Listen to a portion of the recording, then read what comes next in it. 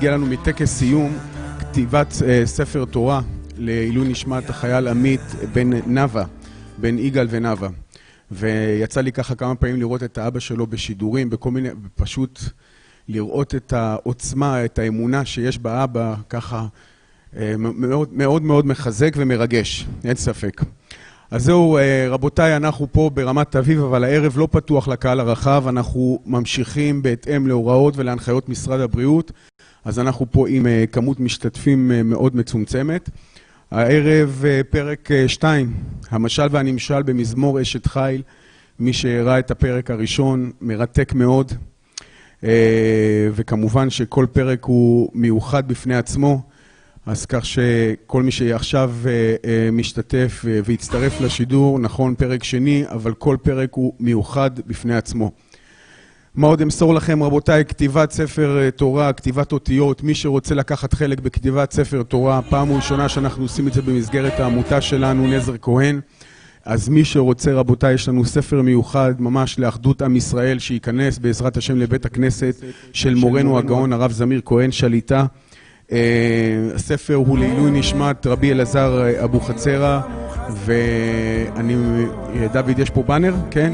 יש פה את הבנר, מי שרוצה לקחת חלק בכתיבת האותיות יכול לכתוב עוד פרשה, ממש אפשר לפי אותיות, לפי פרשות, לפי פסוקים, אז מי שרוצה ומעוניין, יש פה את הטלפון של מיכל, מוזמן להתקשר אליה, היא מטפלת בנושא הזה מטעם העמותה, אפשר לדבר איתה.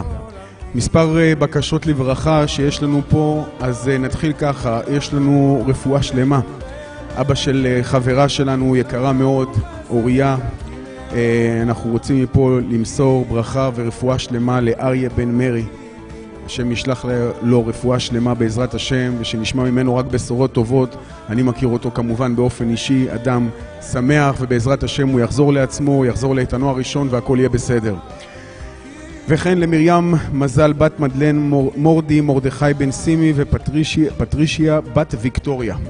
בריאות, הצלחה, פרנסה וכל הישועות לדליה בת שולה וכל משפחתה, אביחי בן גילה גאולה, זיווג הגון לאברהם מנחם בן צביה, מזל טוב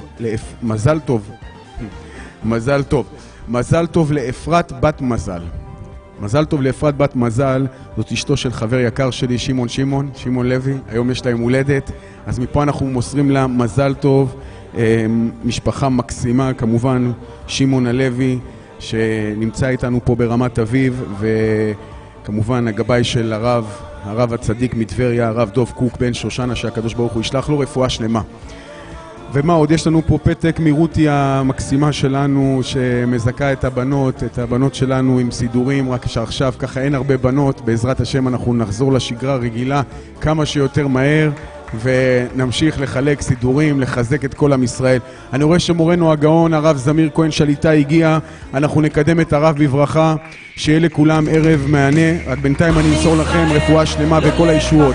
שירלי בת ליליאן, ולעילוי נשמת, להבדיל בין החיים לחיים, לעילוי נשמת עמית בן נאווה.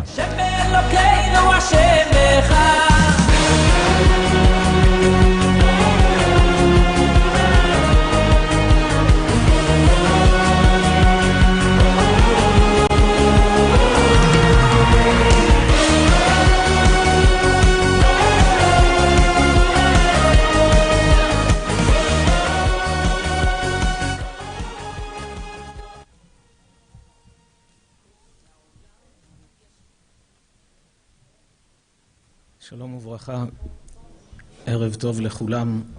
אנחנו נמצאים בחלק השני של השיעור על מזמור אשת חיל.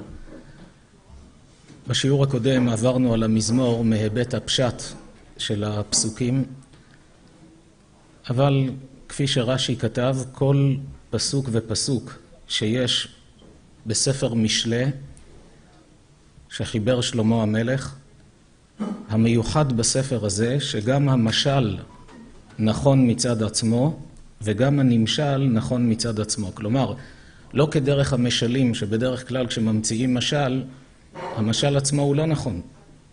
יש משלי שועלים, משלי בעלי חיים, משלים מהטבע, שהבעל חיים הזה פגש את השני ושאל אותו שאלה וענה לו. כל אלה משלים שהמשל הוא לא אמיתי. אבל הנמשל הוא האמיתי, מפיקים את המוסר השכל.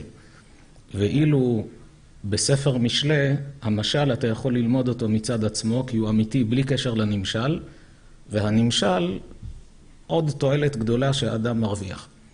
המזמור הזה, אשת חיל, ששלמה המלך חיבר אותו כשיר הלל לאמו, דווקא לאחר שנזפה בו.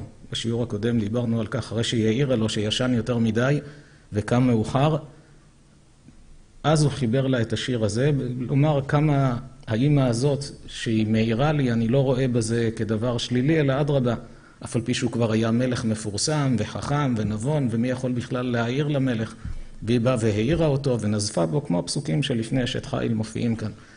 אבל הוא חיבר את השיר ההלל הזה, לומר כמה אני גאה ושמח באמא הזאת, שהיא ממש האישה המושלמת. וזה האשת חיל. הזכרנו בשיעור הקודם את השאלה, אתה מתחיל באשת חיל, מי ימצא? ואחר כך מה הוא אומר? רבות בנות עשו חיל. אז תחליט מי ימצא או שיש הרבה בנות כאלה. אבל יש הבדל בין לעשות חיל לבין אשת חיל. כמו שיש הבדל בין אדם שלומד מדע לבין מדען. לומד מדע, אז הוא קורא פה, קורא שם. אבל מדען זה מקצועי בתחום. כך גם רבות בנות עשו חיל. כל אישה יש לה את המעלות שלה. זו מיוחדת בכך וזו מיוחדת בעניין אחר. זאת נפלאה בכמה דברים ביחד. אבל את עלית על כולנה במה? בכך שאת נקראת אשת חיל. לא רק עושה חיל, את אשת חיל כי את כלילת המעלות. כלומר, אם ניקח את המעלות שיש בכל הנשים, כולם יתרכזו בך, באשת חיל המיוחדת הזו. חשוב להבין גם את זה, כי לפעמים מי שלומד את המזמור אשת חיל, פתאום יכול להרגיש אכזבה. אני לא התחתנתי עם אחת שיש בה את כל המעלות האלה, אבל לפחות התחתנת עם רבות בנות עשו חיל, זה גם טוב. אבל האישה לעצמה צריכה לומר, אני רוצה להיות אשת חיל, לא רק לעשות חיל, אני רוצה להיות מושלמת בכל המעלות האלה. אז במשל מדבר שלמה, שהוא אמיתי מצד עצמו, על אישה. בנמשל, כמה נמשלים נכללו בעניין הזה, כמו שכתבו פה המפרשים, אבל אנחנו ניקח את השיטה של רש"י, שאמר שהנמשל למזמור אשת חיל זו התורה. התורה שבורא עולם נתן לעם ישראל, נתן לאנושות, היא זו שמשמשת כאשת חיל. ועל זה אומר שלמה, מי הוא האדם שזוכה לעסוק בתורה, ואז הוא נהיה כמו בעלה, בטח בלב בעלה. התורה בבחינת האישה, ומי שלומד את התורה בבחינת בעלה. מה הקשר? יש פסוק בתהילים שחיבר אביו של שלמה המלך, דוד. שם כתוב, אשרי האיש, כך מתחיל התהילים, אשר לא הלך בעצת רשעים, ובדרך חטאים לא עמד, ומושב לצים לא ישב, כי אם בתורת השם חפצו, ובתורתו יהגה יומם ולילה. אומרת הגמרא, בתחילה כתוב, כי אם בתורת השם חפצו. זאת אומרת, התורה למי שייכת?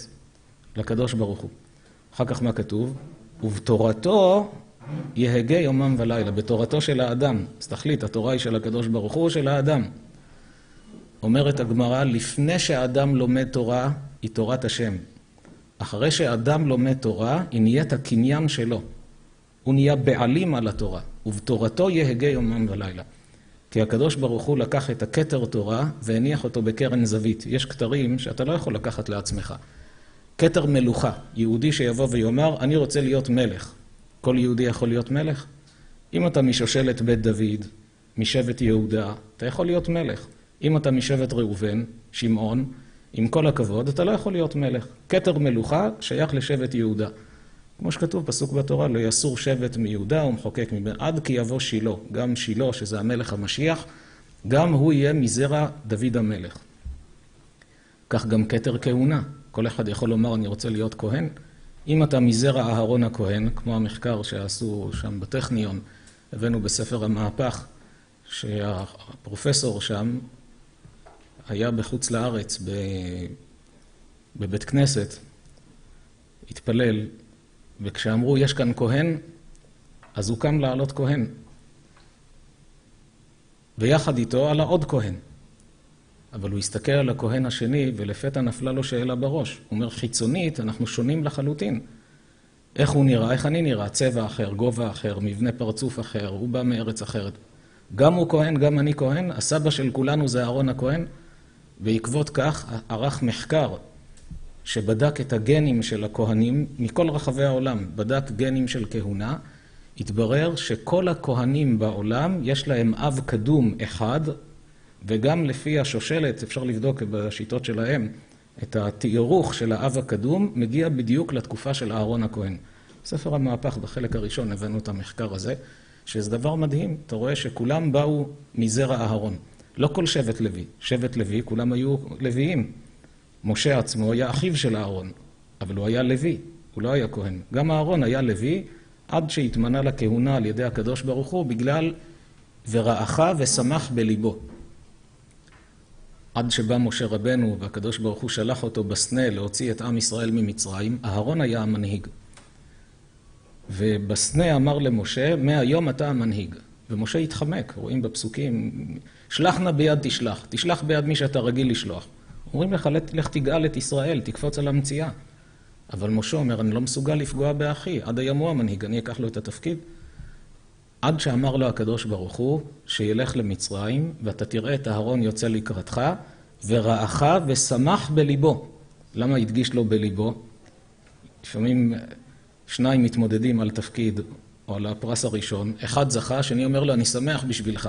בליבו, בדיוק הפוך, אבל כלפי חוץ, כך אומר לו.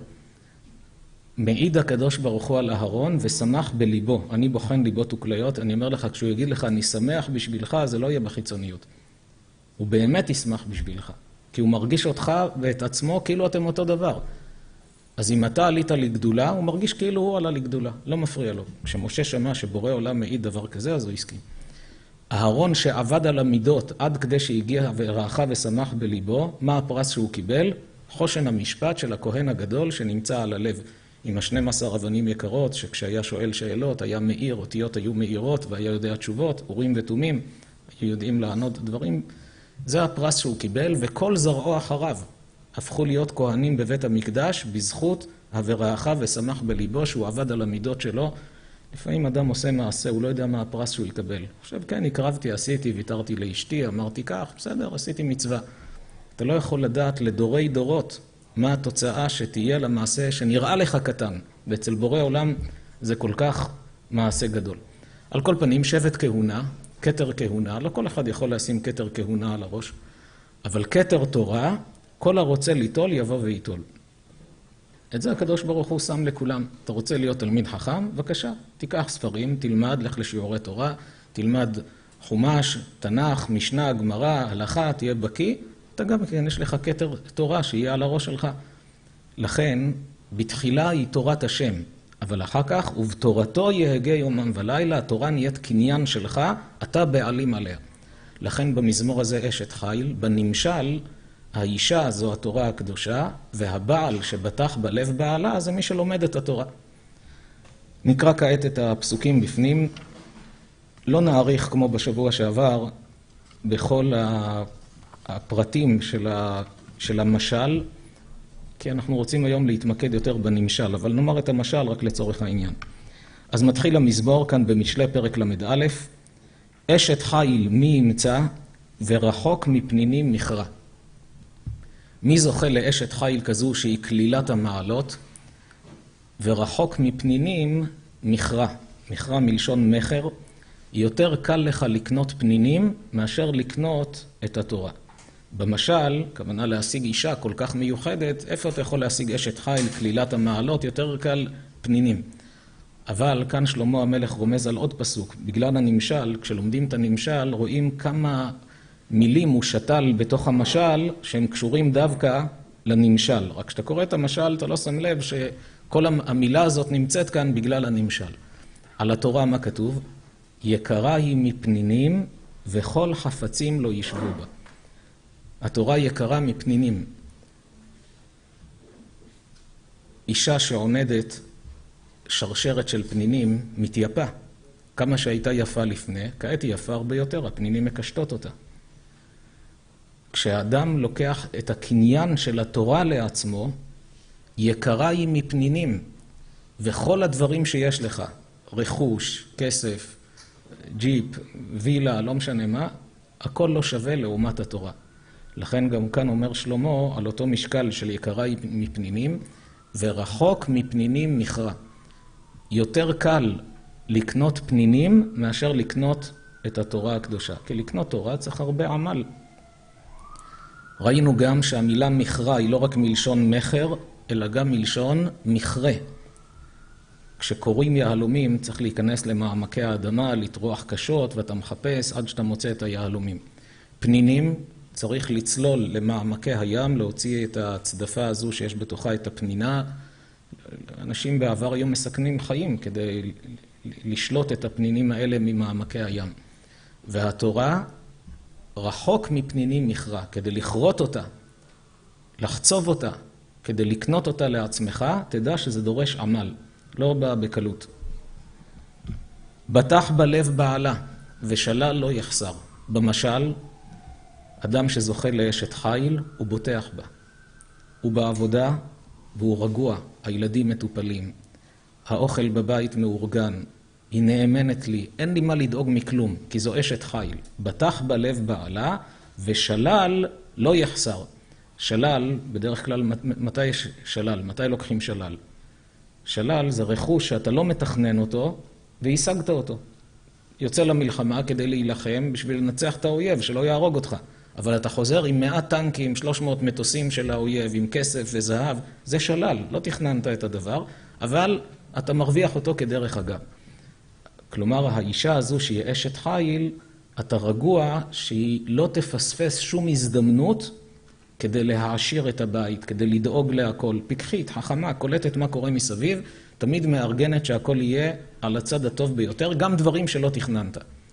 בנמשל, התורה הקדושה, בטח בלב בעל האדם שעוסק בתורה, אתה יכול להיות בטוח שיצא לך ממנה רק טוב. כי התורה הזו, כל אדם יכול לראות על עצמו, כשהוא מעשיר את עצמו בשיעורי תורה, פתאום הוא רואה בעבודה מישהו יכעיס אותו, בא לו להגיב לפי טבעו, פתאום הוא נזכר, בשיעור שמעתי שמצב כזה צריך להתנהג אחרת. כך בשלום בית, בחינוך הילדים. שולט בעצמו, פתאום אחר כך הוא רואה כמה הוא ירוויח. הוא רואה חברו שלא לא למד תורה, לא קיבל הדרכה. מה שעלה בדעתו עשה, רב עם כולם, פיטרו אותו מהעבודה, הסתבך עם אשתו, התגרש, כל מיני בעיות, כי הוא לא קיבל הדרכה. אבל אדם שעוסק בתורה, בטח בלב בעלה, הוא סומך עליה, על התורה הזאת, ושלל לא יחסר, אתה תרוויח דברים בלתי צפויים. אדם שלומד למשל מסכת שבת, אז מה הוא מצפה מהגמרא הזו? שהיא תיתן לו ידע במה שנוגע לשבת. אבל לפתע הוא מגלה שיש לו שם שלל, הוא יוצא עם רכוש גדול, מעבר למה שהוא למד, יש עוד מסרים, עוד מידע שהוא מקבל. חוץ מהעניין הסגולי, נספיק בסוף השיעור, נדבר קצת על העניין הסגולי שבתורה, על האור שבתורה, איך זה פועל על פי דברי המקובלים, בנשמת מי שלומד. גמלת הוא, הגענו פסוק ג', פה זה פסוק י' ב', אבל האות ג', הרי כל האשת חיל הוא לפי סדר האלף ב', אשת חיל מי ימצא, זה הפסוק הראשון. בטח בלב בעלה, זה ב'. ג', גמלת הוא טוב ולא רע, כל ימי חייה. באשת חיל, במשל, אדם שיש לו אשת חיל, זו אישה שגומלת לך טוב ולא רע כל ימי חייה. אם כתוב טוב, למה צריך להגיד ולא רע? אמרת שהיא גומלת טוב. אבל יש אישה, כשאתה מתנהג איתה טוב, היא מתנהגת איתך טוב. אם אתה פגעת בה אפילו בלי כוונה, אתה מקבל אחר כך או אותו דבר או כפול כמה. אבל האישה הזו, גמלת הוא טוב ולא רע. גם כשאתה לא כל כך בסדר, דיברת לא לעניין, אבל יש לה ביטחון עצמי, היא לא מרגישה מושפלת, לא עושה מזה עניין, יש לה את החיים שלה, את החיות שלה, אז היא לא מרגישה אפילו צורך לגמול לך רע, אז אמר שיגיד, לא עושה מזה עניין. גמלת הוא טוב ולא רע, לא מחזירה אפילו על דבר שהוא הציק לה, היא לא מחזירה. כל ימי חייה, מה הדגשה כל ימי חייה? יש אישה שהיא טובה בצעירותה, אבל כשמזקינים ביחד, פתאום מתחילה להשתנות. יש אישה שהיא טובה כשיש לך כסף. כשאין לך כסף, מתחילה להשתנות. אבל האישה הזו, שהיא אשת חיל, כל ימי חייה, היא איתך באש ובמים, בזמנים הקשים, בזמנים הטובים. יש כסף, אין כסף, זקנים, צעירים, אני איתך. זה במשל. בנמשל, התורה הקדושה, גמלת הוא טוב ולא רע. אין מצב שיצא לך דבר רע מהתורה. רק טוב יצא. אפילו כשאתה מתנהג איתה שלא כראוי, יש איזו הלכה שהתורה אמרה כך צריך לעשות ולא עשית. האדם לא יתנהג בדיוק על פי התורה. המאור שבה מחזירו למוטב. התורה לא בועטת בו. גם אדם שהוא לא מושלם בעבודת השם. התורה לא אומרת, אם הוא לא איתי לאורך כל הדרך, אז אני בועטת בו. אלא התורה ממשיכה להאיר, ממשיכה לתת את הטוב. כך כתוב בגמרא שהקדוש ברוך הוא אמר, הלוואי אותי עזבו ותורתי שמרו, שהמאור שבה מחזירה למוטב. הקדוש ברוך הוא אומר, גם כשמתרחקים ממני, אם עדיין ילמדו תורה, אני רגוע. כי האור שבתורה שוב יישר אותם. כך גם כל אדם, אפילו יש לו בחיים זמנים שהוא מרגיש ירידה רוחנית, שלא יפסיק ללכת לשיעורי תורה. לא יפסיק לשמוע שיעורי תורה. לא יאמר, תראה לאיפה ירדתי, איפה אני נמצא במקום לא טוב, אני לא ראוי ללמוד תורה. תמשיך ללמוד תורה. בכל מצב תלמד, שהמאור שבה יחזירו למוטב. זה מה שאומר, גמלת הוא טוב ולא רע. גם כשאתה רע איתה, היא לא תהיה רעה איתך. כל ימי חייה לאורך כל הדרך. ד' דרשה צמר ופשתים, ותעש בחפץ כפיה. במשל, כשמדבר על האשת חיל, בזמנם לא היה כמו היום שנשים היו יוצאות לעבוד, נשים היו בבית בדרך כלל. ואישה שהייתה רוצה לעזור לבעלה בפרנסה, מה היא יכולה לעשות? מחשבים? אז לא היה כל מה שיש היום. אז היא הייתה מבקשת מבעלה, תארגן לי צמר, ואני אתווה אותו לחוטים, אהרוג מזה בגדים ונמכור. או פשטן, צמר בא מעולם החי, פשטן מעולם הצומח. כמין גזע כזה, ומשרים אותו במים, אחר כך פותחים אותו לחוטים וטובים ממנו בגדים. בגדי פשטן היו יותר כלילים, יותר לבנים, יותר בהירים מצבעים אחרים. הפשטן מטבעו מקרר, הצמר מטבעו מחמם. אז יש כאלה אוהבים בגדים כאלה, קיץ, חורף, לפי העניין. אז היא, האשת חיל, היא לא אומרת, אם בעלי יביא לי צמר ופשתים, אני אעזור לו בפרנסה. אם הוא לא מביא, אל תעירו ואל תעוררו. טוב לי כך, מה אני צריכה לעבוד? אבל האשת חיל היא יוזמת, דרשה צמר ופשתים, אומרת לבעלה, אני רוצה לעזור בפרנסה. היא לא מחכה שהוא יבקש ממנה. היא דורשת את זה, תביא צמר, תביא פשטן, אני רוצה לעבוד. הוא אומר לה, אבל את מבשלת, יש לך לטפל בילדים, אז ילדים לא הולכים מבתי ספר, כל היום היו עם האמא. את מתאמצת, היא אומרת לו, לא, אני רוצה גם וגם. ותעש בחפץ כפיה. כלומר, לא בכבדות, לא בתחושה של כפייה, אלא בחפץ, מתוך רצון, מתוך אהבה, הייתה מפעילה את הידיים ועושה את כל העניין הזה כדי לסייע לפרנסה של הבית. זה במשל. בנמשל, לא לחינם הכניס כאן שלמה המלך את המילה דרשה. במשל היא דורשת מבעלה, אבל כשמדובר על התורה, מה זה דרשה? יש בתורה פשט, רמז, דרש וסוד. התורה הקדושה היא לא רק מלמדת אותך את הפשט, שאתה לומד את הפסוקים ומבין, אלא דרשה צמר ופשתים. ותפס בכוונה את הצמר ופשתים על שם הפסוק, לא תלבש שעטנז, צמר ופשתים יחדיו. למה הוא תפס את הפסוק הזה מכל פסוקי התורה? כי הפסוק הזה הוא אחד היסודיים שמלמדים את האדם הנהגה נכונה בכל תחומי החיים. התורה רבויה בהלכות שלא לערבב בין שני ניגודים. צמר חם, פשטן קר, אל תערבב. לא תלבש שעטנז, צמר ופשתים יחדיו. שדרך אגב הייתי פעם בכנס רבנים, היה שם דוקטור אחד שאמר לי, הוא אמר שהוא ישלח לי את המחקר, אבל לא שלח. אמר שיש לו מחקר, שכשיש בבגד צמר ופשטן ביחד, יש מצבים שזה מפתח דלקת עור עם סוג של, כמו צרעת כזו, שהיא חמורה. מה שהניגוד שביניהם גורם נזק לעור. אמרתי לו שזה מאוד מעניין, כי עד היום לא מצאנו הסבר מדעי לכל העניין של שעטנז. יש הרבה מצוות שמצאו להם גם הסברים מדעיים, אבל שעטנז לא מצאנו, ואם יש דבר כזה זה מאוד מעניין. על כל פנים, הצמר ופשתים הוא משל לניגודים, כמו איפה יש לנו עוד ניגודים שהתורה אוסרת עלינו? בשר וחלב, שני ניגודים. בשר זה אדום, שייך לגבורה, וזה מעולם החי. חלב לבן, שייך לספירת חסד, וגם הוא מעולם החי. אומרת התורה, לא רק לא תאכל בשר וחלב, אלא גם לא תבשל גדי בחלב עמו. כי כשאתה מבשל כאן, בשורשים הרוחניים, אתה יוצר כמין קצר, גורם נזק. כך אומרת התורה, לא תחרוש בשור ובחמור יחדיו. גם בזה יש הסבר על פי הסוד, שהזוהר הקדוש מסביר מה זה העניין של שור וחמור, ויש הסבר על פי הפשט. על פי הפשט, השור והחמור, הכוחות שלהם אינם שווים. ואם אתה חורש בהם ביחד, השור שהוא יותר בעל שרירים וחזק, רץ קדימה, והחמור נאלץ על כורחו לרוץ אחריו. אין לו כוח כזה, אתה עושה לו צער בעלי חיים. אז אל תחרוש יחד. קח שני שברים, קח שני חמורים, אל תעשה צער בעלי חיים. הם ניגוד. הסבר נוסף, השור מעלה גרה, החמור לא מעלה גרה. בזמן שהם חורשים, החמור מסתכל על השור, רואה אותו אוכל. יש לו בפנים את העשב שהוא תלש לפני, עכשיו הוא מעלה לפה, לועס ובולע. החמור מקנא בו, גם אני רעב, מאיפה יש לו אוכל? למה הוא כן ואני לא? אתה גורם לו צער. לא תחרוש בשור ובחמור יחדיו. וכתוב בהלכה שזה לא רק חרישה, גם לרתום אותם לסוס כמו הסוס והעגלה, או כל... היה מעשה עם החתם סופר פעם, שנסע עם רבו, רבי נתן אדלר. נסעו בקרקרה, שלגים היו, הם היו בפרשבורג בהונגריה, שלגים בחורף, קרים. זו הייתה קרקרה כזו סגורה, בתוך הקרקרה היה סוג של חימום לפי התנאים של הימים ההם, ובחוץ שלגים, ויש את העגלון שהם משלמים לו.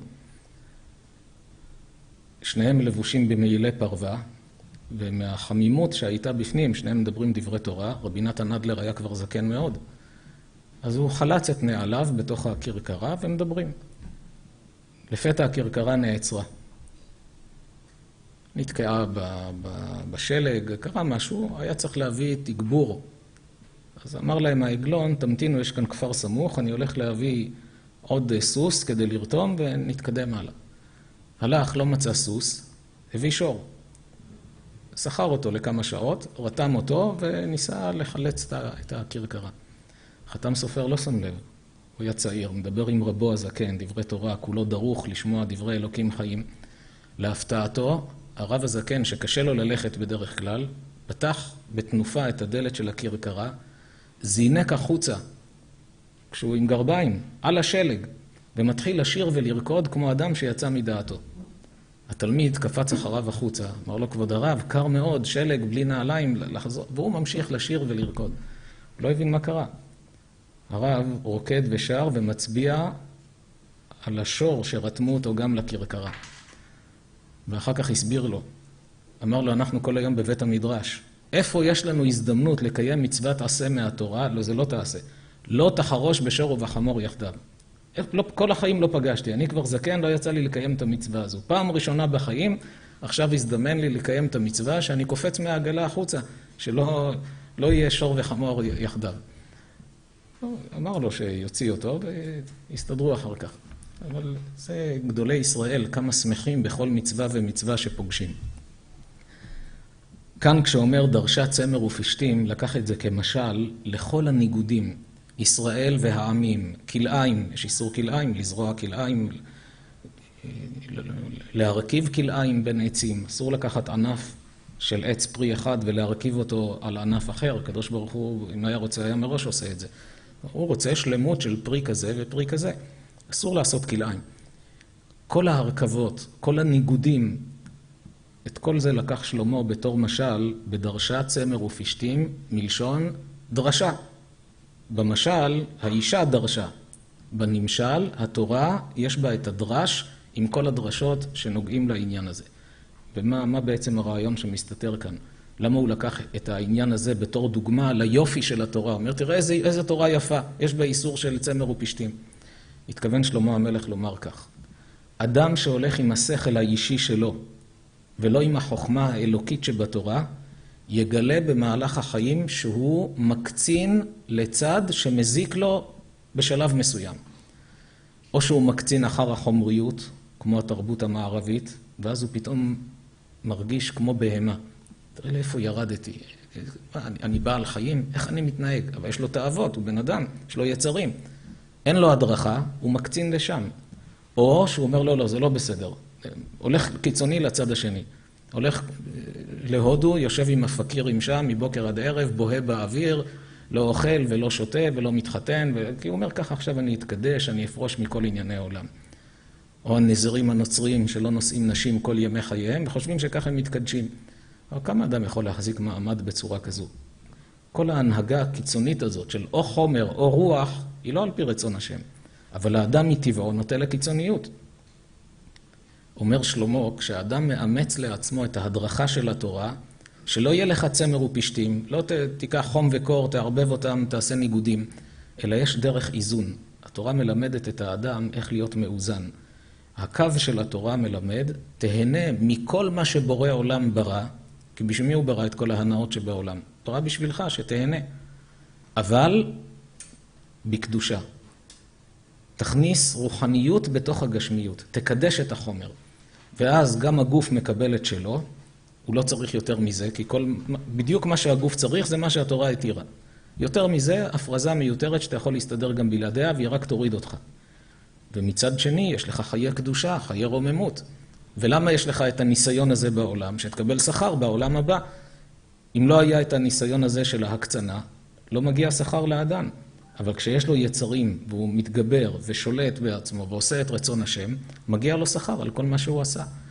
לכן שלמה תפס דווקא את הדוגמה הזו של דרשה צמר ופשטים. תתבונן לא רק בפשט של צמר ופשטים, אלא גם בדרש שהתורה דרשה, נתנה לך ללמד מה מסתתר, מה הרעיון שמסתתר מאחורי הניגודים האלה, ואז תגלה שאתה תהיה מסודר ומאושר כל ימי החיים. וזה דבר שרואים אותו, רואים אותו בחוש. אדם שמשתית את עצמו על פי התורה, כלומר נקודת המוצא שלו, אין אני, יש רצון השם. כמו שכתוב שאלכסנדר מוקדון, כשהגיע לחכמי הדרום, הגמרא מספרת. אלכסנדר מוקדון היה ידוע כאיש מלחמה, שלא חת משום דבר. בדניאל הוא נמשל לנמר שם, כמו נמר עם העזות שלו, כך אלכסנדר מוקדון נמשל בספר דניאל. מצד שני, כמה שהיה איש מלחמה ותוקפן, היה אוהב חוכמה. כל מקום שהיה מגיע, היה מנסה ללמוד חוכמה, פוגש את החכמים, שואל אותם שאלות, מנסה ללמוד. יש הרבה עדויות כאלה.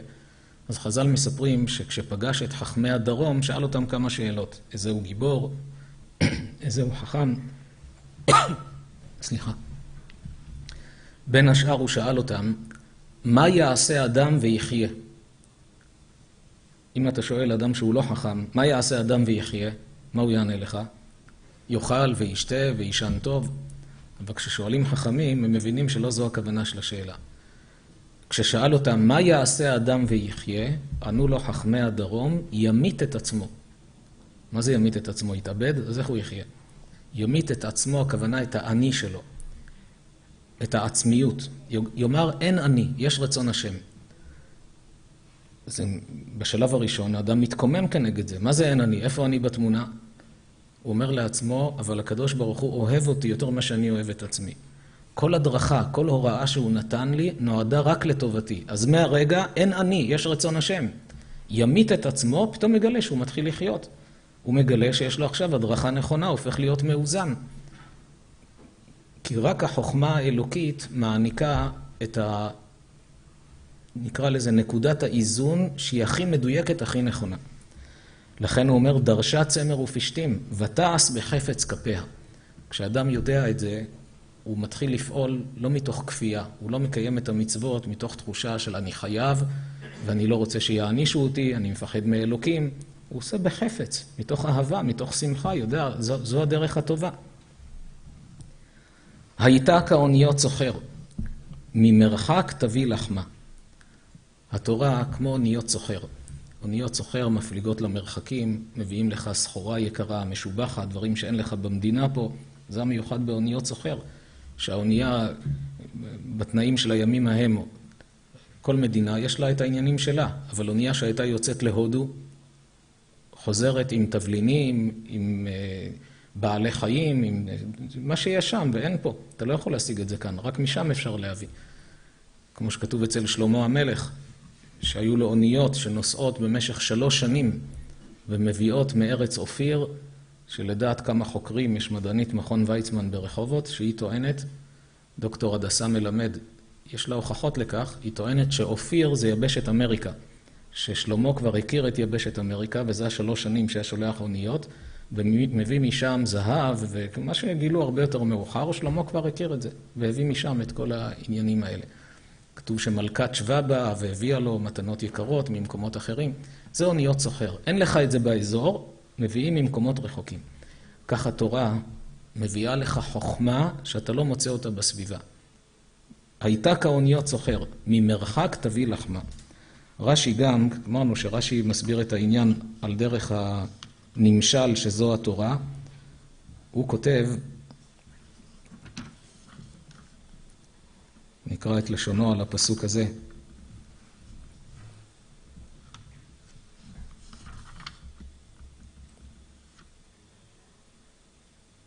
כי הוא בתחילת הפרק הוא מסביר את הכל על פי המשל, ורק בסוף הפרק הוא חוזר להסביר את הכל מההתחלה על פי הנמשל. אז הנה, פה בסוף הפרק הוא כותב, הייתה כאוניות סוחר, מביאה היא ללומדיה ברכה ומזון. כלומר, לא רק מצד החוכמה שמביאה לך ממרחקים, גם כאוניות סוחר כפשוטו, מביאה לך ברכה בכסף. אדם שעוסק בתורה, וזה אלה שלומדים תורה, אברכים מעידים על כך. אנשים לא מבינים איך הוא מצליח למשפחה עם כמה ילדים, כשההכנסה החודשית שלו היא כזו קטנה. אתה שואל אותו, אומר לך, יש ברכה. לא יודע להסביר לך, אבל יש ברכה בכסף. מביאה היא ללומדיה ברכה ומזון. גם יש כלל, כל הלומד תורה מעוני, סופו לקיימה מאושר. מרן הרב עובדיה יוסף, באיזה עוני הוא התחיל ללמוד תורה, וכשעלה לגדולה, תורה הכריזה עליו כמה עמל בתורה, נהיה גם עשיר בממון. וזה דבר שרואים אותו אצל חכמי ישראל, שכל העוסק בתורה, אבל צריך להתמסר בהתחלה, מסירות נפש, לא מהשפה ולא, להשקיע בתורה, כמו שהגמרא, המשנה אומרת בפרקי אבות, כשלמדנו כאן פרקי אבות, ראינו את המשנה. כך היא דרכה של תורה. פת במלח תאכל, מים במשורה תשתה, על הארץ תישן, ובתורה אתה עמל, אשריך וטוב לך. אשריך בעולם הזה, שאתה מאושר, יש לך סיפוק, וטוב לך לחיי העולם הבא. והמשנה הזו דורשת הסבר. בספר על פרקי אבות הבאנו את השאלה הזאת, שהמשנה הזו דורשת הסבר. בפסוק כתוב על התורה שלנו, אורך ימים בימינה, בשמאלה, עושר וכבוד. כלומר, התורה עומדת מולך, כמו שעכשיו בחור מתחיל ללמוד תורה, רוצה להיות תלמיד חכם, כאילו מושיטה 2 ידיים, אורך ימים בימינה, אתה לומד תורה, תקבל אריכות ימים, בשמאלה, עושר וכבוד. איך זה מסתדר עם הפת במלח תאכל, מים במשורה? כתוב עושר וכבוד. אבל התשובה נמצאת במילה דרכה. כך היא דרכה של תורה. כשאתה בדרך להיות תלמיד חכם, פת במלח תאכל, על הארץ תישן, לא אכפת לך כלום, רק רוצה ללמוד תורה. כשתהיה גדול בתורה, תגלה שבשמאלה עושר וכבוד. משל למה הדבר דומה? אדם שמקבל הודעה, מכתב, היום יש שיטות אחרות, בימים ההם, אדם שמקבל מכתב מארמון המלוכה, שמתוך אלפי בחורים שהמלך בחן, בחר בך להיות הנסיך, שנושא את ביתו לאישה. זה כפרי פשוט, נמצא שם בכפר, אבל הוא מיוחד, יש לו מידות אצילות. המלך ברר על כולם ובחר בו שהוא יהיה. אתה מוזמן לבוא לארמון המלוכה לקראת החתונה. הוא עני. כשהוא בדרכו מהכפר לעיר הבירה, 2 שבועות הוא בדרך, שותה מהמעיינות, כותף מהעצים, ישן על הרצפה, נכון? אין לו תנאים, הוא עכשיו בדרך לארמון המלוכה. אבל כשנכנס, מלבישים אותו בגדי פאר, נותנים לו ארמון מפואר, עכשיו הוא נושא את בת המלך. כלומר, יש הבדל בין אם אתה בדרך לבין הגעת ליעד. כך היא דרכה של תורה. כשאתה בדרך, אל תתפנק. תאמר, אני רוצה להיות תלמיד חכם, רוצה ללמוד תורה, רוצה להיות גמרא, הלכה, מוסר. יש תנאים, אין תנאים, אני לומד תורה. אחר כך, כשתגיע ליעד, אז תגלה שבשמאלה עושר וכבוד. יש גם מעשה מעניין שחז"ל מספרים, שגם יכול לתת תמריץ לאדם, גם אדם שעובד לפרנסתו, אבל להשקיע הרבה בלימוד תורה, בדרכים, בכל הזדמנות, לפתוח ספר. חז"ל מספרים על תלמיד חכם אחד שהפליג באונייה. והאונייה הזו כולם סוחרים. קונים סחורה במדינה הזו, הולכים למדינה אחרת כדי למכור ולהרוויח, שם אין את הסחורה הזו. הפלגות של הימים ההם, כמה שבועות נמצאים בדרך, לפעמים חודשים. התיידדו כולם במהלך הנסיעה. וכל אחד מתחיל לספר מי הוא. אחד מספר, אני סוחר בדים. הבאתי איתי כאן כמות של בדים. תראה מה הבאת. מראה להם אריגים. בד כתיפה, צבע כזה, זה משי, כולם מתפעלים, איזו סחורה יפה. האחר מספר, אני תכשיטן. הביא את המזוודה שלו, פתח, מראה לכולם, איזה עיצובים, איזה תכשיטים. כך כל אחד מהסוחרים מראה את הסחורה, מתפאר בה, וכולם מתפעלים. ראו אותו יושב בצד, ממלמל מילים. שאלו אותו, אתה מה הסחורה שלך? אמר להם, הסחורה שלי יקרה יותר משלכם. לי יש תורה. כולם צחקו עליו, זו סחורה שהיא יקרה. תוציא, תראה משהו. אין לו כלום. לגלגו עליו. תוך כדי הפלגה, שודדי ים נפלו על האונייה שלהם, שבו את כולם. כמו שהיה בימים ההם קורה מצוי דברים כאלה. לקחו להם את כל הסחורה שלהם, הורידו אותם לשוק העבדים באחת המדינות, צוגה של עבדים, מוכרים אותם לעבד. זאת אומרת, האדם הזה כל ימיו, עבד נרצע. אין משפחה ואין כלום, נעלם, היה מצוי דברים כאלה. אחת המצוות הגדולות ביהדות זו מצוות פדיון שבויים. כתוב שמותר למכור ספר תורה כדי לפדות שבוי יהודי שלא יישאר שם. אנשי הקהילה היהודית, כשידעו שיש יהודים בשוק העבדים, היו משתדלים, לא יכולים לפדות את כולם, אבל היו משתדלים לאסוף כסף עד כמה שידם מגעת. כשהגיעו לשם, ראו הרבה יהודים עומדים שם. אין להם כסף לפדות את כולם. ראו אחד מהם, נראה קצת אחרת, פנו אליו, אמרו לו, כבודו יודע תורה, תלמיד חכם. החכמים שלהם שאלו אותו קצת שאלות, ראו שהוא מעל כולם. כל החכמים הכי גדולים שהיו להם, שואלים אותו שאלות בהלכה, לא תמיד יודעים לענות. לא היו כל כך תלמידי חכמים גדולים, לא היה שם ישיבות כל כך. קצת היו יודעים. פתאום ראו תלמיד חכם אמיתי, בקיא בכל התורה כולה. איפה ששואלים אותו יודע לענות, ויודע מוסר ומדרשים. אמרו, לא נגלה לסוחרים שהתלהבנו מהאדם הזה, כדי שלא יקפיצו את המחיר, אבל באו ופדו אותו. אחרי ששילמו, כבר הוא שלהם, הוציאו בגדי פאר והדר של התלמידי חכמים, כמו שאז היה גלימות ומצנפות, רקומים בזהב, הלבישו אותו, אתה תהיה הרב הגדול שלנו, תקבל דירה, תקבל משכורת, תביא את המשפחה שלך לפה. כל הסוחרים שהיו שם הבינו מה הולך להיות איתו, מה הולך להיות איתם. נפלו לרגליו התחננו, תבקש שיפדו גם אותנו. השתדל עבורם, תחנן גם לפניהם, תדאגו גם להם, התאמצו, בסוף פדו את כולם. אבל אז אמרו לו, עכשיו אנחנו מבינים שהסחורה שלך באמת היא יותר יקרה, כי את שלך אי אפשר לגנוב. הסחורה שלנו היו במזוודות, בתיקים, לקחו לנו הכל. אתה איפה הסחורה שלך נמצאת? בתוך הראש. זו סחורה הכי יקרה, שאי אפשר לגנוב אותה. ובכל עת אתה יכול לשלוף אותה ולהשתמש בה. כך כל אדם צריך לאמץ לעצמו את הקניין הזה של התורה. כל אחד לפי דרגתו, אבל להשתדל להקדיש כל רגע פנוי לתורה כדי להחכים. נחזור לפסוקים. הייתה כאוניות סוחר ממרחק תביא לחמה, ותקום בעוד לילה, ותיתן טרף לביתה וחוק לנערותיה. במשל מדבר על האשת חיל, שהיא יודעת בעלי צריך לצאת לעבודה, הילדים יש להם את הארוחת בוקר שלהם, משכימה קום בעוד לילה, וכבר מארגנת מכינה שכשיקומו בבוקר, הכל יהיה מאורגן. זה במשל. בנמשל מדבר כאן על אדם שלומד תורה, אז ותקום בעוד לילה, אם רוצה לגדול בתורה, אי אפשר להתפנק. צריך לנצל כל זמן שהוא יכול לעסוק בתורה, גם אם צריך על חשבון השינה. ותיתן טרף לביתה, שזה לנשמה לתת את המזון, וחוק לנערותיה.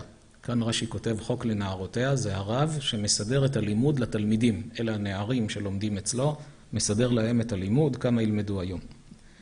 לקנות שדה, אז היא עושה הכל כדי שהשדה הזו באמת לקנות אותה. מפרי חפיה נטע כרם. נטעה וכתוב נטע. כי מי נטע? בשדה שהיא קנתה, מי נטע את הכרם? בעלה, כי היא תלך לעשות עבודה פיזית. אבל זה נחשב שהיא נטעה. זה במשל. בנמשל, יש כאן רש"י מאוד מעניין, שהוא לוקח אותנו בזממה שדה לכיוון אחר לגמרי, ובזה הוא גם מסביר למה תפס את המילה זממה. יש הרבה מילים נרדפות, יכל לומר תכננה, רצתה. מה זה זממה שדה?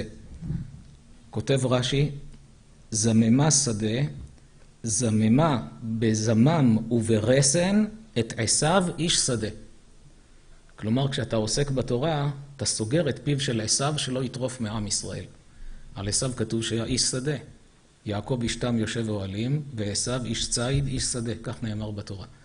וכאן מרמז שלמה המלך בנמשל, שהאדם שעוסק בתורה יוצר שמירה והגנה על עם ישראל.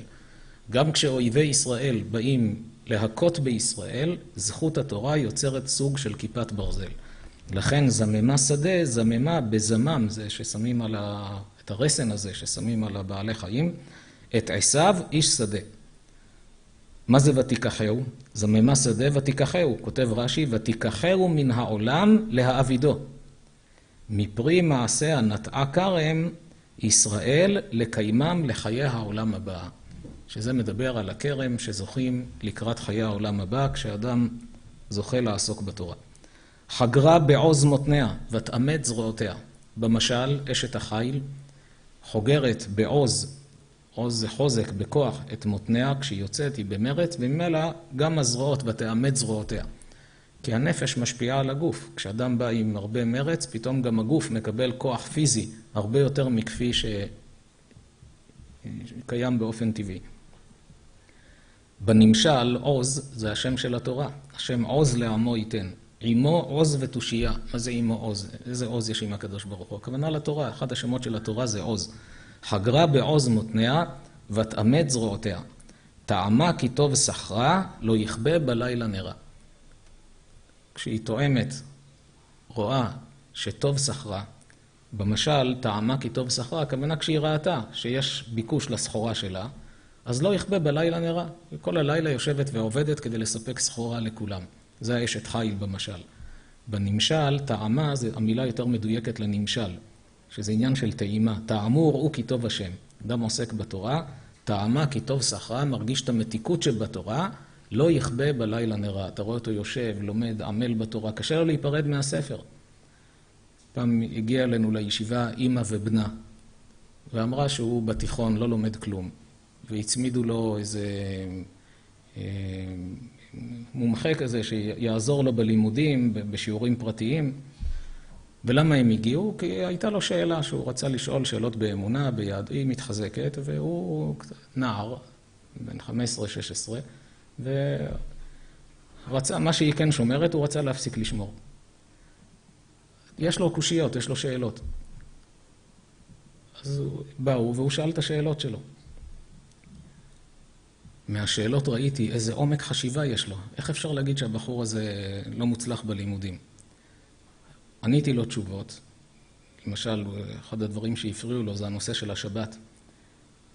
מה הבעיה בשבת לעשות כך או לעשות כך?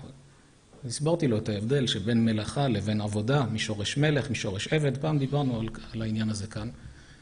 אבל הדיבור היה קצר והוא קולט מהר ועובר לשאלה הבאה וקולט עד שאמר לאמא, בסדר, הוא קיבל את התשובות והוא ממשיך לשמור שבת והכל.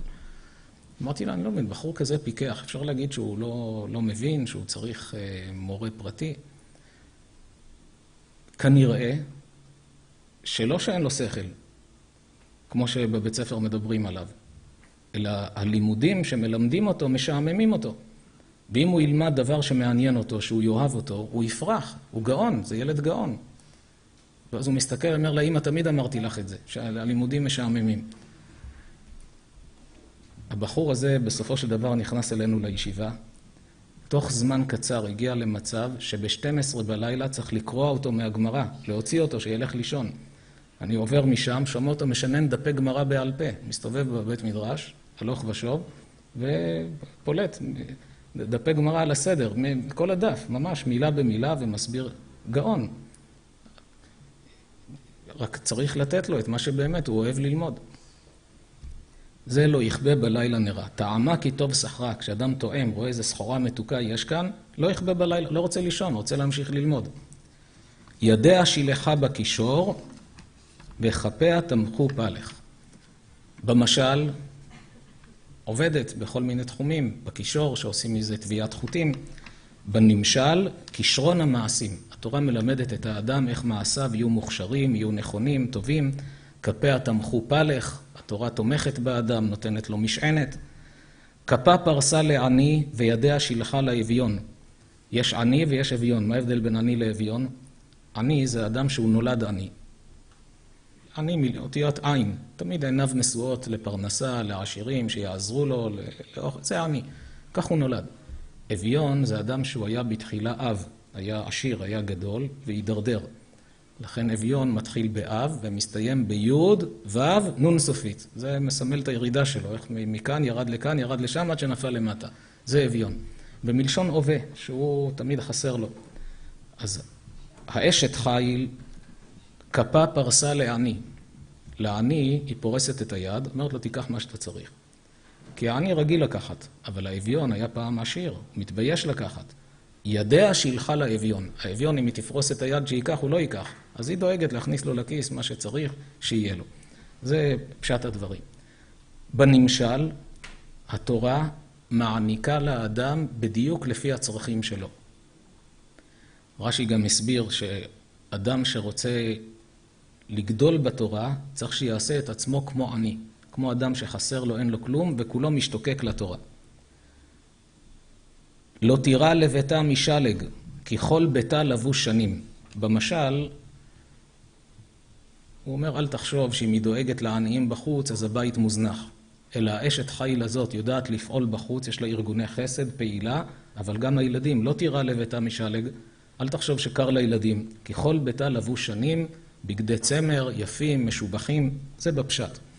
בנמשל, גם כאן מעניין איך שרש"י מסביר את זה על פי התורה, אומר רש"י כך, לא תירא לביתה משלג, שדנים בו הרשעים מאש לשלג. יש בספרי קבלה שיש גיהינום של אש, יש גיהינום של שלג. אז זאת שעוסקת בתורה, אדם שעוסק בתורה, לא תירא לביתה משלג. כך מסביר רש"י. לא מפחד מהדין של גיהינום. כי כל ביתה לבוש שנים, שני זה צבע אדום. אומר רש"י, ברית דם מילה. כלומר, התורה מלמדת את האדם איך לתקן את עצמו, איך להיות מושלם. כי האדם הראשון, לפני שאכל מעץ הדעת, לא הייתה לו עורלה. העורלה זה כמו גידול. לא מצב טבעי של האדם הראשון כשנברא. כשעושים ברית מילה לילד, מחזירים אותו לצורה של אדם הראשון לפני החטא. אז זה ככל ביתה לבוש שנים. כך מסביר רש"י את הנמשל. מרבדים עשתה לה, שש וארגמן לבושה. נודע בשערים בעלה בשבטו עם זקני ארץ. מרבדים זה מצעים של קריות וסמיכות וריפודים. מה שהתורה מעניקה לאדם, שש וארגמן לבושה. נודע בשערים בעלה, מי שעוסק בתורה. אז התורה מכריזה עליו, נודע בשערים, בשבטו עם זקני ארץ, יושב עם אנשים חשובים. סדין עשתה ותמכור וחגור נתנה לכנעני. עוז והדר לבושה ותשחק ליום אחרון. מה זה ותשחק ליום אחרון? עוז והדר, אמרנו, לפני כן כתוב שש וארגמן לבושה, עכשיו אומר עוז והדר לבושה. אבל שש וארגמן זה בחיצוניות, הלבוש החיצוני, והעוז והדר זה ברוחניות של הנשמה. עוז והדר לבושה ותשחק ליום אחרון. אדם שעוסק בתורה לא מפחד מהמוות. אדם שחי בלי תורה, אז הוא מפחד מהמוות. יבוא יום, נעלה למעלה, יגידו לי, מה עם זה? למה לא עשית? למה לא ידעת? למה לא למדת? למה לא קיימת? יש לו פחד. אבל אדם שעוסק בתורה, יודע, יש לי הדרכה, אני יודע מה רצון השם, הולכים על פי זה, לא יודע, אז אני מברר את העניינים, ותשחק ליום האחרון. פיה פתחה בחוכמה ותורת חסד על לשונה. כאן המשל והנמשל מתחברים ביחד. פיה פתחה בחוכמה, תורת חסד על לשונה.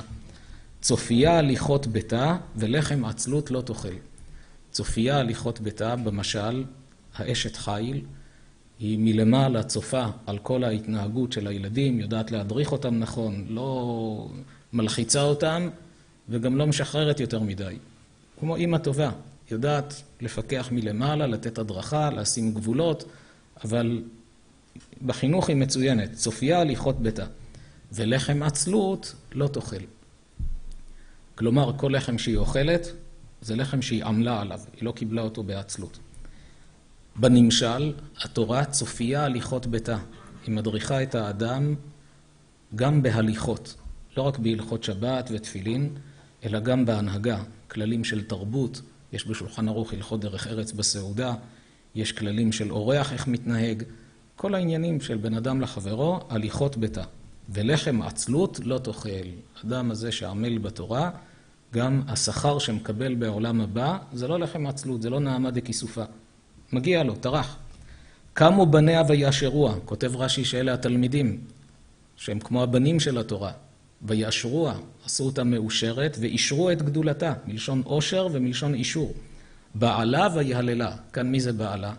זה הקדוש ברוך הוא, שהוא משבח את התורה הזאת. מה הם אומרים? רבות בנות עשו חיל, יש הרבה חוכמות בעולם, פיזיקה, מתמטיקה, גיאוגרפיה, רבות בנות עשו חיל. ואת עלית על כולנה, כי התורה מושלמת בכל. כל החוכמות שיש בעולם, יש בתורה. שקר החן והבל היופי, יש תרבות של אומנות, של עיצוב, נראה יפה, עושים כך ועושים כך, טבחות, כל זה נחמד, אבל ביחס לתורה, אישה יראת השם, שזו התורה הקדושה, היא תתהלל. תנו לה מפרי ידיה ויהללוה בשערים מעשיה. כלומר, מי מהלל אותה בשערים, בחוצות? המעשים שלה. התורה מוכיחה, יש לה קבלות. היא מוכיחה שמי שעוסק בה, קונה קניין לעצמו לכל החיים. אלה דברים שכשאדם לוקח אותם לעצמו, את המשל ואת הנמשל בדברי שלמה המלך, מקבל כיוון והדרכה נכונה לחיים. ונסיים גם בקצרה בדברי המקובלים, מה העניין שיש בתורה. הרמח"ל שואל בספר דרך השם, מדוע האדם שלומד את כל החוכמות הוא מחכים יותר, אבל הוא לא נעשה פחות כעסן מאשר לפני. האישיות שלו לא משתנית. לעומת זאת, אדם שעוסק בתורה, הוא לא רק מחכים בכל החוכמות, אלא גם הוא משתנה באישיות שלו. משיב הרמח"ל, יש השפעות שונות, סוגים של שפע שבורא עולם מוריד לעולם, וישנה השפעה אחת שהיא נעלית מכל האחרות, שהיא מעין אמיתת מציאותו יתברך. היא מעין האמת האלוקית בעצמה. מילים מאוד גבוהות. שאת האור הזה, את השפע הזה, הקדוש ברוך הוא הכניס במילים של התורה. כאילו שאת עצמו הוא הכניס בתורה, במילים פשוטות. כך שכל אדם שעוסק בתורה, האור האלוקי נכנס לתוכו, מאיר אותו מבפנים ומרומם אותו. רק כותב הרמח"ל שיש תנאי. מתי התורה מאירה באדם את האור הגדול שלה? רק אם הוא נוהג כבוד בדבריה ובספריה, ויודע שזו חוכמה אלוקית. אבל אם הוא מתייחס אליה, כמו שיש באוניברסיטה, לומדים תלמוד, לומדים קבלה, והם לא, יש ביניהם הרבה, לא מאמינים שתורה מן השמיים. לא מתייחסים לזה כחוכמה אלוקית, אלא כמו תרבות יהודית עתיקה, כמו שלומדים סינית עתיקה, לומדים תלמוד. באלה התורה לא מאירה את האור שלה, לא מעניקה את ההשפעה שלה, אין חוכמתה, אלא כשאר חוכמות, אומר הרמח"ל. הלימוד שהם לומדים, כמו שלומדים פיזיקה ומתמטיקה. רק אדם שיודע להתייחס בכבוד לתורה. נפל ספר, מנשק אותו, יודע, זה ספר קדוש של בורא עולם, יש לו יראת כבוד מהקדוש ברוך הוא ומהתורה. אדם כזה זוכה שהאור שבתורה יאיר וירומם אותו. נסיים בברכה לכל הציבור שנמצא כאן, לכל בית ישראל, חיילי ישראל, שהשם ייתן לכולם בריאות איתנה, שמירה והגנה, ושנזכה לגאולה שלמה, אמן ואמן. תודה רבה. תודה רבה לכבוד הרב זמיר כהן שליטה. אנחנו עוברים לשלב השאלות. חבר לעבודה לא ערך ברית מילה לבנו ביום השמיני, ומאז חלפו כחודשיים. אולי גם הקורונה גרמה לכך. הוא בסך הכל אדם מאמין. מה אוכל לומר לו כדי שישתכנע למול את בנו לפחות עכשיו? שמעתי שמועות כאלה שגם מהציבות שבצרפת יש רבנים שאמרו, לא יודעת כמה, מי הרבנים וכמה אפשר לסמוך עליהם, והיו כאלה שאמרו אז שלא לעשות ברית מילה. וזה גרם לעיכוב, ואנשים שהתעכבו אחר כך כבר עלולים לשכוח את המצווה העיקרה הזו. אז מן הראוי באמת לעורר כמה נקודות בעניין. דבר ראשון, לזכור שהמילה ברית היא לא קשורה לעצם החיתוך. ברית קשור יותר לעניין של שניים שקורטים ברית. גבר נושא אישה, אישה מתחתנת עם האיש, קורטים ברית ביניהם. מהיום אנחנו זוג, זה סוג של חיבור נצחי. כך הקדוש ברוך הוא, וחרות עמו הברית, עם אברהם אבינו, קראת איתו ברית, שהחותם ברית קודש בבשרו של האדם, זה מעיד שהאדם הזה יהודי, שהוא מחובר לבורא עולם. לכן כל הדורות עם ישראל מסר נפש על ברית המילה. אפילו כשהיו גזרות קשות, בזמן היוונים והרומאים והרוסים, גזרות מסרו נפש על ברית המילה, כי ידעו שזה הברית בינינו לבין בורא עולם. זה מצד המשקל של החשיבות של הדבר. ההסבר הפנימי, למה דווקא את האור של העורלה מורידים, האם נותנים כאן מום באדם, אז זה הגמרא שאומרת מסכת סנהדרין, כשהקדוש ברוך הוא ברא את אדם הראשון, ברא אותו בלי עורלה. אחרי שאכל מעץ הדעת, התלכלך בחטא, גם פיזית נוצרה העורלה, שזה סוג של גידול מיותר, וכשמלים את הילד אנחנו לא פוגמים אותו, אלא הפוך, מחזירים אותו לצורה של האדם המקורי. לכן מערך הוא כותב על הפסוק בתהילים, לולא השם שהיה לנו יאמרנה ישראל, לולא השם שהיה לנו בקום עלינו אדם, שבתחילה עם ישראל יהיו ב4 הגלויות שנמשלו לחיות, בספר דניאל יש 4 גלויות שנמשלו לחיות, ואחר כך נהיה בגלות ישמעאל שנקרא אדם כי הוא עושה ברית מילה. כי אלה שלא עושים ברית מילה נמשלו לחיות, אין להם צורה של אדם. כמו בבל העתיקה, יוון העתיקה, פרס, רומא. אז לכן בתנ"ך, לא, במבט רוחני, לא רואים אותם כאדם. אין פה שלמות של צורה של אדם. בני ישמעאל שעושים ברית מילה, עליהם נאמר, בקום עלינו אדם, שאם לא שהקדוש ברוך הוא היה איתנו, אזי חיים בלעונו, בחרות אפם בנו. שם כותב מערכו שזו בעצם הגלות האחרונה שלפני ביאת המשיח, שכל זמן שלא רואים שעם ישראל סובל מהאסלאם ולא מהנצרות, זה אומר שעוד לא הגענו לתחנה הסופית שלפני המשיח. רק כשהנוצרים, הכנסייה, מפסיקה לשרוף ולשחוט יהודים, אינקוויזיציה, כשהוא כתב את הדברים, זה בזמן גירוש ספרד, כשהאינקוויזיציה אתה שורפת יהודים. והמוסלמים, אדרבה, קיבלו את היהודים בזרועות פתוחות, אבל הוא אומר כשיבוא זמן שיתהפך הגלגל, שהנוצרים ירגעו והמוסלמים יטבחו יהודים, זה גלות ישמעאל, זה הזמן שלפני ביאת המשיח, שזו התחנה הסופית. כך כותב שם מערכו בספר עץ הדעת טוב, על המזמור תהילים הזה, לולא השם שהיה לנו. אז הצורה של אדם דווקא על ידי ברית מילה. מלבד זאת יש אנשים שהם לא מספיק חזקים באמונה. לפחות צריך לדבר איתם גם מההיבט הבריאותי. יש כלל גדול במצוות. כל מצווה, הקדוש ברוך הוא סידר בה תועלת לאדם גם בעולם הזה. בספר המהפך בחלק הרביעי, הבאנו מחקרים, כל אדם יכול לראות שם בהרחבה את המחקרים עם המקורות שלהם. יש מלבד מחלות נספחות, אבל 7 מחלות קשות, שהשמות שם מופיעים עם מקורות, שהאדם שהוא נימול, כמעט שהוא פטור לחלוטין מהמחלות האלה, הם כמעט לא פוגעות פה. רוב הנפגעים מאותן מחלות הם אנשים שאינם נימולים.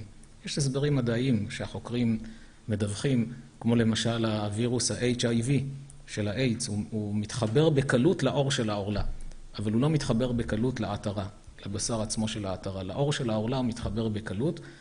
נימול ולא נימול, הסיכוי להידבק, 73% פחות. מי שנימול, הסיכוי שלו להידבק באיידס הוא 73% פחות מאשר אדם שהוא לא נימול. הבאנו שם את המחקרים. יש המלצות של ארגוני הבריאות בארצות הברית, לכל אזרחי ארצות הברית למול את עצמם. המלצה בריאותית כדי לא להידבק במחלות. באפריקה כמה משלחות הגיעו לארץ, לקחו איתם מוהלים, שילמדו אותם איך למול את האוכלוסייה שם במקומות שהמחלות האלה מפילות שם חללים. אז גם אדם שהאמונה שלו לא מי יודע מה, אתה אוהב את הילד, תחסך ממנו הרבה מחלות לכל החיים. גם מבחינה חברתית, גם מבחינה זוגית, תרצה להתחתן. רוב הבנות רוצות גבר מהול, יהודייה רוצה אדם שהוא נימול. לא נימול, גורם לסוג של רתיעה. למה צריך לסבך את הילד הזה? אז גם נותנים לו בריאות, גם מבחינה חברתית, גם מבחינה זוגית, מכל ההיבטים. רוחנית, חותם ברית קודש, כשרואים אדם שצריכים לדבר איתו, צריך לראות מי הוא. אם זה מדבר אליו, ידברו איתו על זה, אם לא ידברו על זה. אם צריך, יאמרו את הכל. שזה בעצם מכלול הדברים. וגם אם מישהו בתקופת הקורונה לא מעל, דבר שהוא לא היה נכון. כי כן, גם בתקופת הקורונה היו צריכים למול כרגיל, יש פתרונות, המוהלים קיבלו הנחיות, איך למול בצורה שלא יהיה שום סיכון, לא למוהל ולא לילד. אבל גם אם יש דבר כזה שאדם לא נימול, ודאי שצריך להזדרז בזריזות, למול את הילד כמה שיותר בהקדם, שזו אחת המצוות הגדולות שיש לנו ביהדות. שלום לרב זמיר כהן. מדברים הרבה על גאולה. בכל מקום אני שומעת על סימני גאולה, ואני באמת לא יודעת למה לצפות. האם הרב יכול לתאר לנו על פי דברי חז"ל מה זה העולם הבא? נפתח קודם בסיום של הדברים לגבי העולם הבא. המילים עולם הבא, יש מקומות שמתייחסות לעולם הזה בשלב הבא שאחרי תחיית המתים. ויש מקומות שהמילים עולם הבא מתייחסות למקום עינוג הנשמות, איפה שהנשמות מגיעות כשיוצאות מהגוף, עד תחיית המתים. אבל נאמר את הדברים בקצרה. כשהקדוש ברוך הוא ברא את העולם, רצה לתת שכר לאדם בתמורה לעבודה. כל הנשמות היו כלולות בנשמתו של אדם הראשון, העמיד אותו בניסיון קשה של עץ הדעת. לנו זה נראה פשוט, לא לאכול. אבל תיקח את כל המצוות שבתורה ביחד, תחבר אותם, זה הניסיון של עץ הדעת. כל הפיתויים, היצרים, של תאוות, הכל, תכלול את הכל, זה היה הפיתוי שהיה שם לאדם הראשון.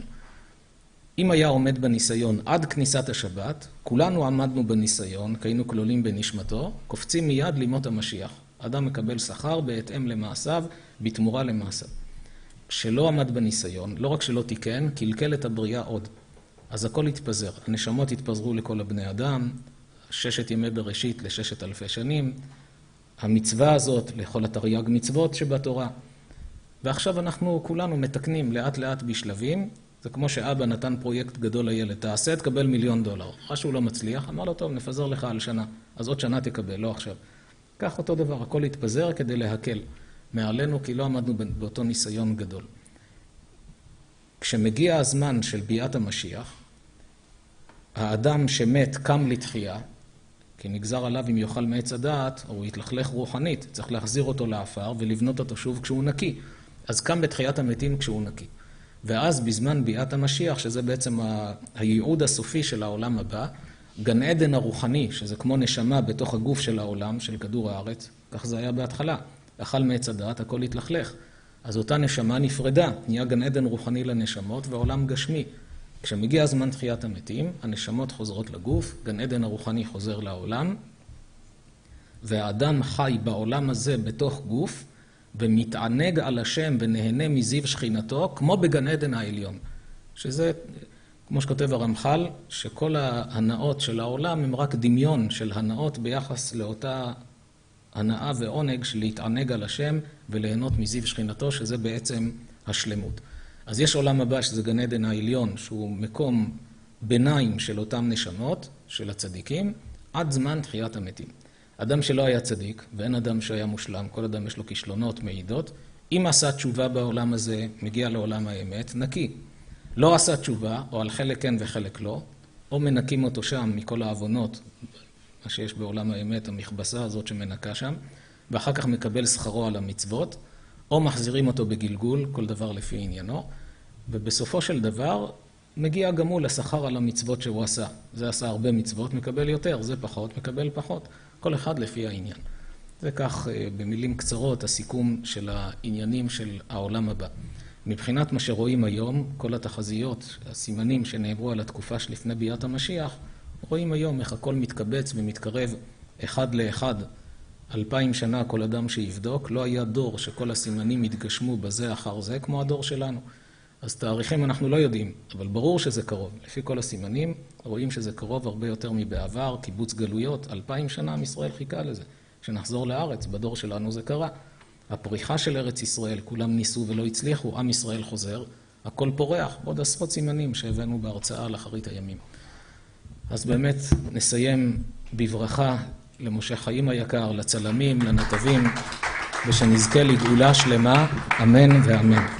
רבי חנניה בן הקשיא אומר, רצה הקדוש ברוך הוא לזכות את ישראל, לפיכך הרבה להם תורה ומצוות, שנאמר, אדוני חפץ למען צדקו, יגדיל תורה ויאדיר. יתגדל ויתקדש שמי רבה, בעל מה דברה קירותה, והמליך מלכותה, ויצמח פורקנה, ויקרב משיחה, בחי יכון ביום יכון, בחד לכל בית ישראל, בעגלה ובזמן קריב, ואמרו אמן.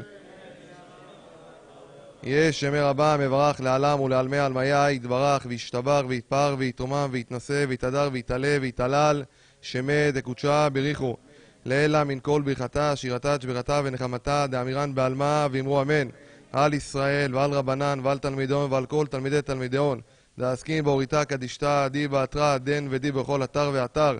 יהיה לענה ולאון ולכון חינה וחסדה ורחמה, מן קודה מראה שמיה והרעה, ואמרו אמן. יש שלמה רבה מן שמיה, חיים ושרה וישועה ונחמה, שדבר ופואה וגאולה, סליחה וכפרה, ורווח והצלה לנו לכל עמו ישראל, ואמרו אמן. עושה שלום במרומיו וברחמיו, ויעשה שלום עלינו ועל כל עמו ישראל, ואמרו אמן. תודה רבה לכל הקהל היקר, תודה רבה לכל הצופים שצופים בנו. בעזרת השם בשבוע הבא נמשיך כרגיל, אנחנו עוד לא יודעים מה יהיה, מה הפרק הבא. בעזרת השם בשבוע הבא נתעדכן בדף הפייסבוק שלי. שיהיה לכולם לילה טוב, שבת שלום.